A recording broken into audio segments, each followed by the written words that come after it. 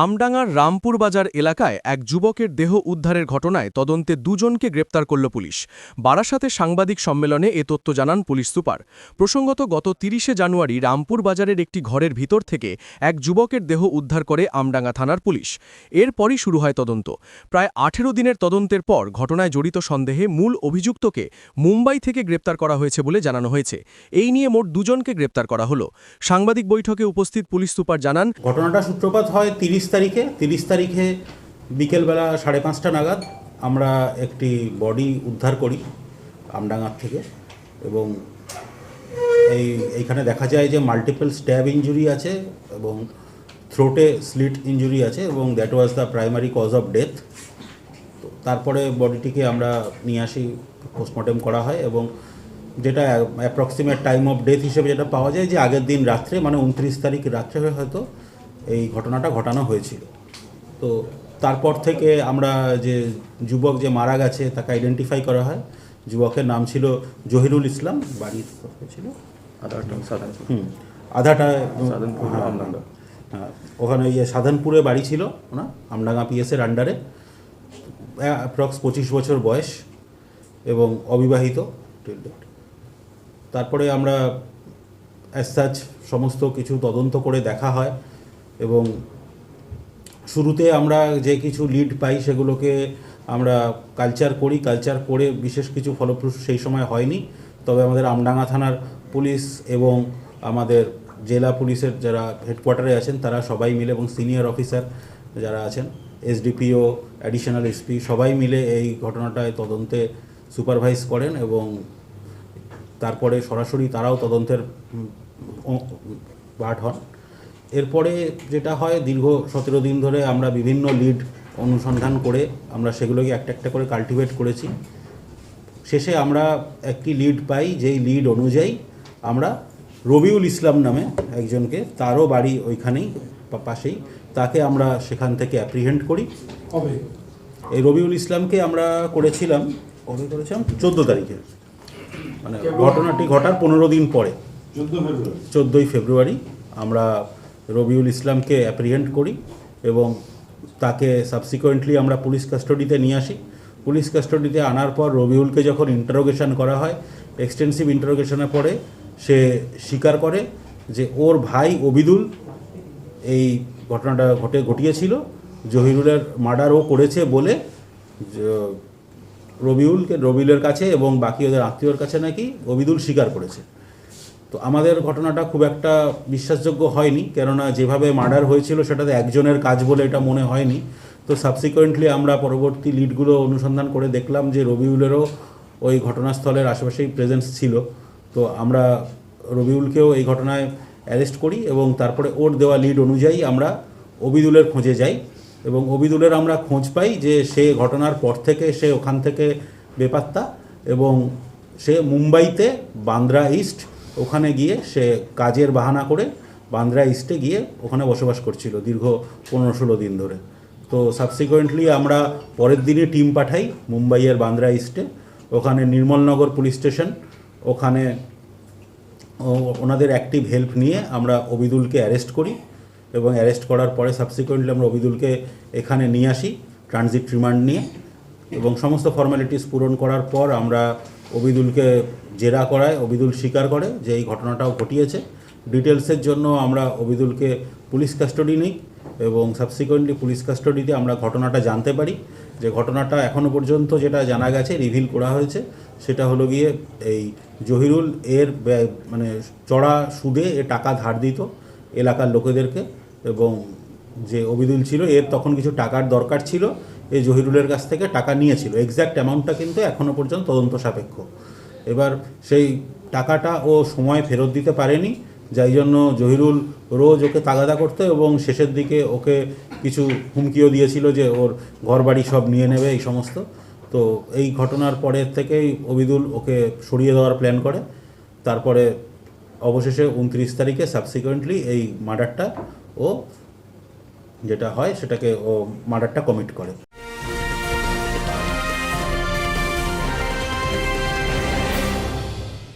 উত্তর 24 পরগনা ও তার আশপাশের এলাকার মানুষের সেবায় ক্যাথ ল্যাবের মতো অত্যাধুনিক সুবিধা নিয়ে পরিষেবায় ব্রতী সারদা মাল্টি স্পেশালিটি হাসপাতাল।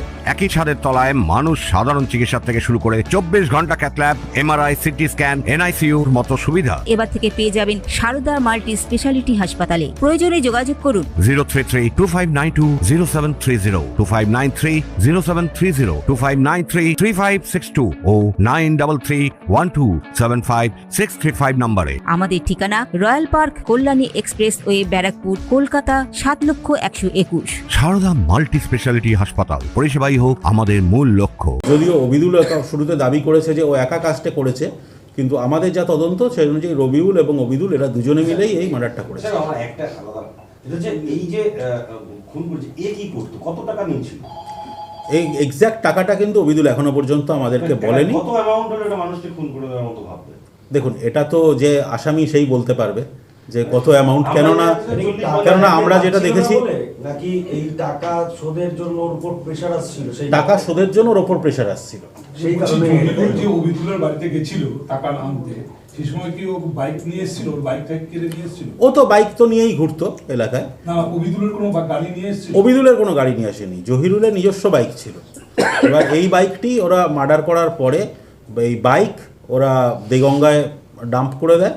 সেটা বাইকটা আমরা উদ্ধার করেছি এবং সাবসিকুয়েন্টলি মার্ডার ওয়েপন, এবং অবিদুল স্বীকার করেছে যে মার্ডার ওয়েপনটা ও ফেলে রেখে এসছে অন্য জায়গায়। তো সেই জিনিসটা আমরা সাবসিকুয়েন্টলি উদ্ধার করব। সেটার জন্য আমরা ওকে এখনো পর্যন্ত জেরা করছি বা তদন্ত করছি। এই দুজনেই পুলিশ কাস্টাডিতে আছে। চড়া সুদ বলতে স্যার কতটা সুদ, কতটা হলে চড়া হবে?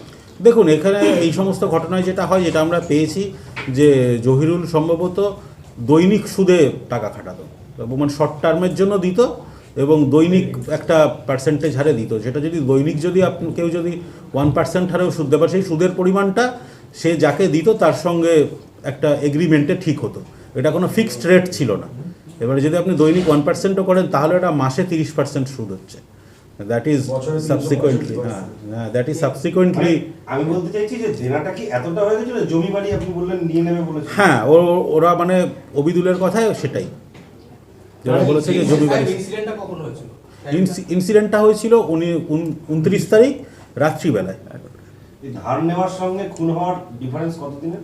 মোটামুটি যেটা জানা যাচ্ছে 6 মাস মতন ওরা টাকাটা ধার নিয়েছে। একবার সিঙ্গেল এতে নয়, ও মানে ক্রমাগত 6 মাস ধরে ও কিছু কিছু টাকা ওর যখন প্রয়োজন পড়েছে ও ধার নিয়ে গেছে। না, অ্যাজ সাচ এদের কিন্তু প্রিভিয়াস কোনো ক্রিমিনাল ব্যাকগ্রাউন্ড নেই। এদের মানে যেটা আছে যে অবিদুল এবং রবিউল এরা দুজনেই সেলাইয়ের কাজ করতো এলাকায়, এবং হ্যাঁ সেলাইয়ের কাজ করতো। এবং ওর যে দোকানটা সেটা হলো যে জহিরুল ওর সিএসপির যে কাউন্টার ছিল তার আশেপাশেই, তার 100 মিটার্সের মধ্যে। তো সেই সূত্রে প্রক্সিমিটিতে যেহেতু ওদের দোকান ছিল, ওই সূত্রে ওদের আলাপ। ওর ব্যবসা বাড়ানোর জন্য এবং দৈনিক ঘরের প্রয়োজনে। বাইকটা দেগঙ্গাতে কি করে, মানে এরা দুজনে নিয়ে গিয়ে ওখানে রেখে এসেছে? হ্যাঁ, এরা দুজনে নিয়ে গিয়ে, যেহেতু ঘটনাস্থলের আশেপাশে যাতে না পাওয়া যায় সেই জন্য আমডাঙ্গার থেকে পুরো উল্টো দিকে যেহেতু দেগঙ্গা, সেই জন্য ওরা সেই দিনই রাত্রিবেলায় ওরা গিয়ে দেগঙ্গার কাছে। অবিদুল পালিয়েছে ঘটনার পরের দিনে। ওরা ডাম্প করে জিনিসগুলোকে ছেড়ে দিয়ে ওরা পালিয়ে গেছে। অবিদুল এবং রবিউল দুজনেই পালিয়ে গেছিল। রবিউল পালিয়ে গেছিল অন্ধ্রপ্রদেশে, এবং না অন্ধ্রপ্রদেশ থেকে গ্রেপ্তার হয়নি। হ্যাঁ, অন্ধ্রপ্রদেশ থেকে গ্রেপ্তার হয়নি, ও পালিয়ে গেছিল অন্ধ্রপ্রদেশে। তারপরে আমরা ওকে, যেহেতু আমাদের সোর্স মারফত আমরা খবর পেয়েছিলাম যে রবিউল ফিরছে এলাকাতে, তখন আমরা অ্যালার্ট হয়ে গেছিলাম। একটা জিনিস হচ্ছে, ধরুন এদের কোনো ক্রিমিনাল ব্যাকগ্রাউন্ড নেই, এরা কীভাবে একজনকে মেরে ফেললে?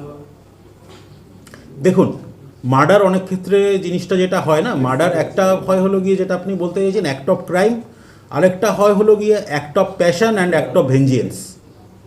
এই তিনটে কারণে কিন্তু মানুষ মার্ডার করতে পারে। এবং বেসিক্যালি দেখা যায় যখন অ্যাক্ট অফ ক্রাইম হয় তখন জিনিসটা কিন্তু অনেক সুপরিকল্পিত হয়, কিন্তু যে ক্ষেত্রে অ্যাক্ট অফ প্যাশন বা অ্যাক্ট অফ ভেঞ্জিয়েন্সের কারণে মার্ডার হয় সেগুলো কিন্তু এই ধরনের মার্ডারই হয়ে থাকে। এবং বেশিরভাগ ক্ষেত্রে আপনারা দেখে থাকবেন, আপনারা অনেক দিন ধরে সাংবাদিকতা করছেন, আপনাদের অভিজ্ঞতা আছে, এবং আমরাও অনেক দিন ধরে যেটা পুলিশিংয়ের অভিজ্ঞতায় দেখেছি যে ম্যাক্সিমাম ক্ষেত্রেই কিন্তু দেখা যায় যে more than 60% murders are act of vengeance আর act of passion, act of ক্রাইমের থেকে। অনেকেরই দেখবেন আপনারা প্রিভিয়াস ব্যাকগ্রাউন্ড পাবেন না। যেরকম আপনারা রিসেন্ট আপনারা দেখেছিলেন যে ড্রাম কেস হয়েছিল, যেটা সেক্ষেত্রেও কিন্তু তাদের কিন্তু কোনো ক্রিমিনাল ব্যাকগ্রাউন্ড ছিল না, it was an act of passion. কিন্তু এখানে তো একটা ভালো প্ল্যান, ওখানে ডেকে নিয়ে আসা, ডেকে নিয়ে এসে ওখানে হ্যাঁ অবশ্যই প্ল্যান তো কেউ মার্ডার করলে তো প্ল্যান তো করবেই, কিন্তু প্ল্যান মানেই যে তাকে ক্রিমিনাল ব্যাকগ্রাউন্ড থাকতে হবে এটা নয়। দুজনের পক্ষে ওটা সম্ভব করছে।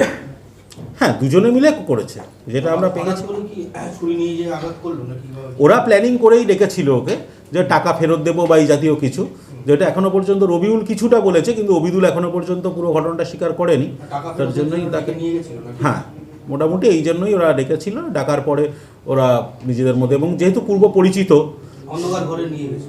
না কোনো ঘরে না, ওরা কিন্তু বডিটা ডাম্প করেছে ওখানে, বডিটা ডাম্প করেছে। এবারে অন্ধকার ঘরে ছিল নাকি ওই পেছনেই মেরে ওখানে ডাম্প করে দিয়েছে, সেই জিনিসটা কিন্তু এখনো তদন্ত সাপেক্ষ।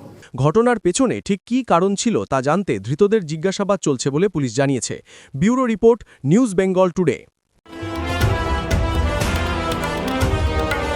মেঘবেলা লাইভে আপনার পছন্দের টিভি চ্যানেলস সম্পূর্ণ বিনামূল্যে, শুধুমাত্র মেঘবেলা ব্রডব্যান্ডের কানেকশনের সঙ্গে। মেঘবেলা ব্রডব্যান্ড, বাংলার ঘরে ঘরে।